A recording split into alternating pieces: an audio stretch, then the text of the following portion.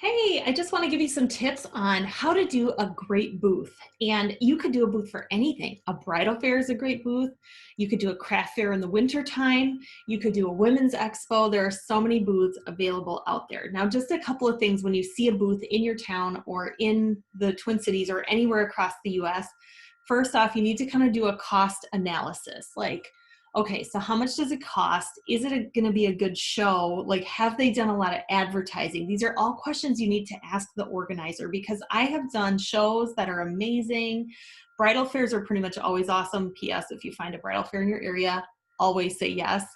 But sometimes I've done them where they're not very good, where I've paid maybe $100 and maybe like hardly any people came through that day to the actual expo. So if you have any questions about what would be a good expo, definitely reach out and I can help you and give you some advice on questions to ask the organizer about how much advertising they've done, how many women they've or people they've had come through in the past, and that cost, because some can be really cheap, like $25 or free, and some are thousands of dollars. Like some of the big bridal fairs are very expensive, which is why we split them. So that's the first tip. The second tip is you can keep your table as simple or as complicated as you want. Most consultants can put together a great display using the contents of their starter kit, a cute tablecloth, a vase they already have sitting around their house, and maybe some other fun decorations you already have sitting around your house. So you don't have a need to go out and buy a whole bunch of new things just to have a great booth. So that's my other tip for you. I also recommend setting up your booth ahead of time so you know exactly what you need and you have it all. And then what I do is I keep it all in a suitcase, and that is my booth suitcase. And I never take things out of my booth suitcase because it's just there, right? I don't have to sit and go through things all the time. You're going to want to have pens, you're going to want to have drawing slips. I always have a bowl full of candy.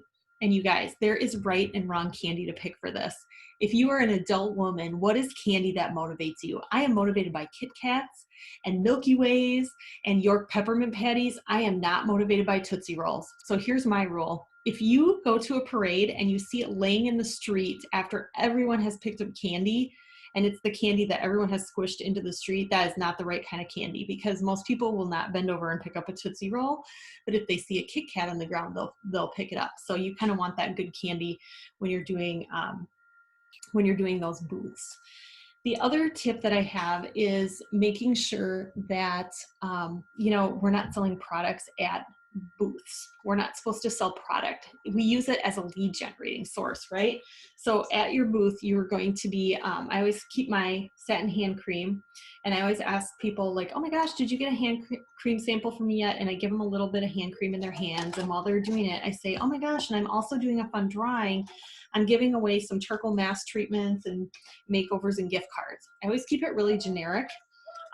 Especially if I'm sharing the booth with someone, so we can give away whatever we want. And I always keep a whole bunch of drawing slips, and there are different kinds of drawing slips for different kinds of booths, but I typically use 2 different slips. And so you can get all those on our website, which is fantastic. So what I do, and you typically are never sitting at the booth, right? Like you're interacting with people, you're asking them things. The other tip that I have is anytime you can have products that are interactive. Perfumes are interactive because they can show and tell, they can try the perfumes.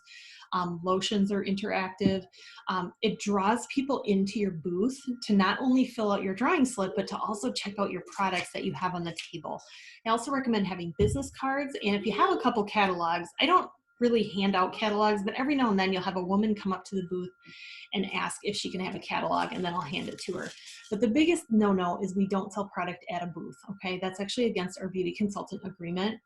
And so we can't carry inventory and sell like at the booth. But what you can do, if you have a woman who's like, oh, I lost my consultant, do you have oil-free eye makeup remover? You can take down her information and tell her, I will contact you later today, set a time that you'll call her, and you can get her that eye makeup remover later. But we always, always, always, always make sure that people don't already have a Mary Kay Beauty consultant. And so it asks that on all of our drawing slips too. So please refer to the document too about booths to get more tips and stuff that will help you have a successful lead generating event.